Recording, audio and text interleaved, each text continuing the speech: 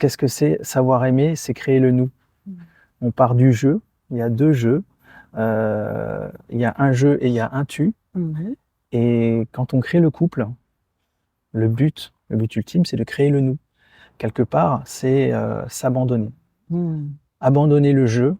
Alors, il y a toujours le jeu, hein, on est des individualités, on reste le jeu, mais derrière ça, il faut abandonner une partie du jeu. C'est ça qui est difficile pour accéder au nous. Et souvent, quand on voit des couples qui sont dysfonctionnels, c'est ça, c'est que dans le couple, il y a que le jeu, il n'y a pas du tout de nous. Il y a j'ai besoin de l'autre et l'autre devient un outil pour mon bonheur.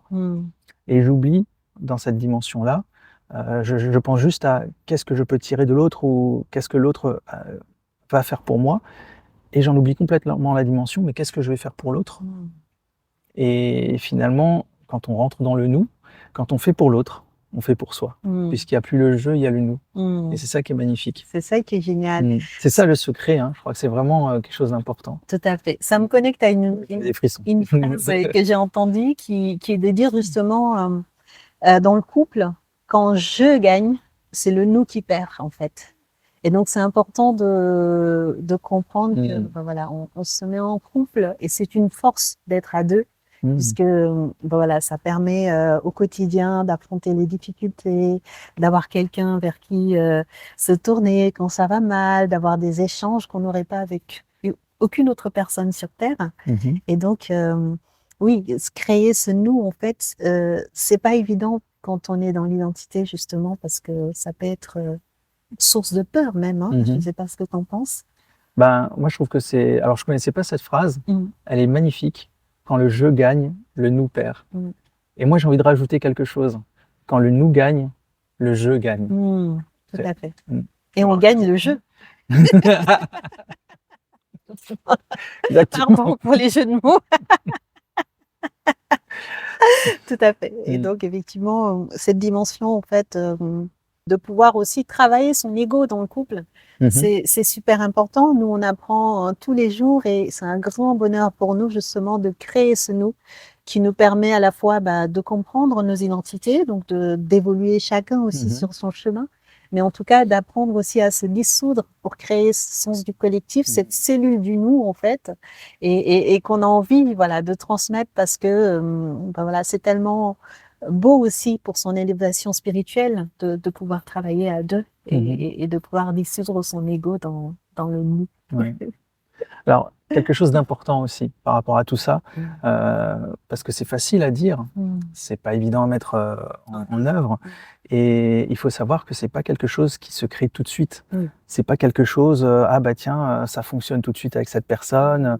Quand ça fonctionne tout de suite avec une personne, très souvent après, quand on creuse et quand on habite, quand on vit plus longtemps avec cette personne, on se rend compte qu'il y a quand même des choses, il y a des dissensions sur certains domaines, plus que d'autres. C'est obligatoire et ça fait partie du couple et c'est ça qui est beau dans le couple. Tout à fait. C'est justement arriver à transcender tout ça et à s'unifier quand nos différences n'est plus ce qui nous sépare mais ce qui nous unit. Pourquoi ? Parce que finalement, c'est plus des différences, c'est des complémentarités.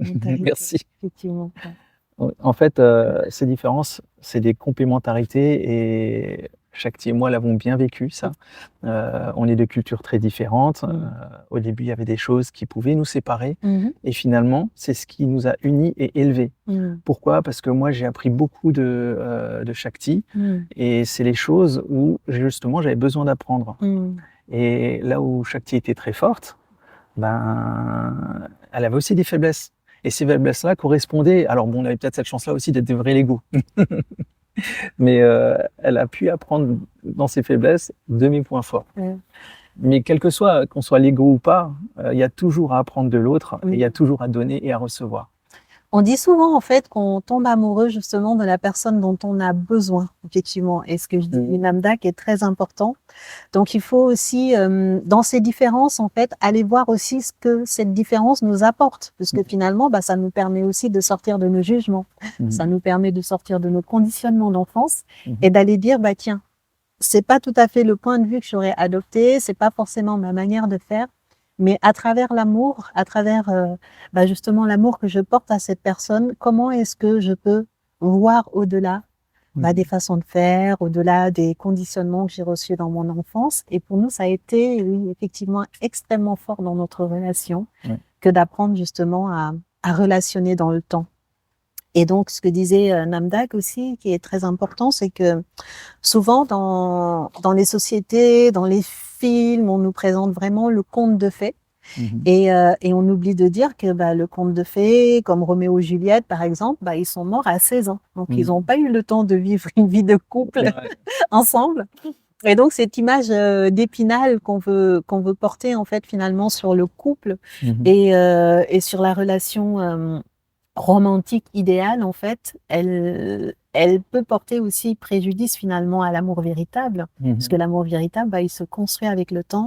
Il est intentionnel aussi, et donc voilà, effectivement, avec cette étincelle de départ-là, comment on fait un feu qui dure dans le temps. Et oui, parce que l'amour, c'est un feu. C'est un feu, et il faut tout le temps rajouter du bois, en fait. Tout à fait. C'est pas quelque chose qu'on peut, tiens, ça y est, c'est fait, c'est réglé. Moi, je suis bien en couple, maintenant, je vais m'occuper de ma profession. Non. À partir du moment où on laisse tomber le couple, c'est comme une plante qu'on n'arrose plus. Ça commence à se faner, à se flétrir. Et ça peut faire peur parce qu'on se dit, tiens, moi, voilà, j'ai acheté une voiture, maintenant c'est bon, c'est réglé, je peux passer à autre chose. Et le couple, c'est pas pareil. Et finalement, c'est ça qui est beau aussi.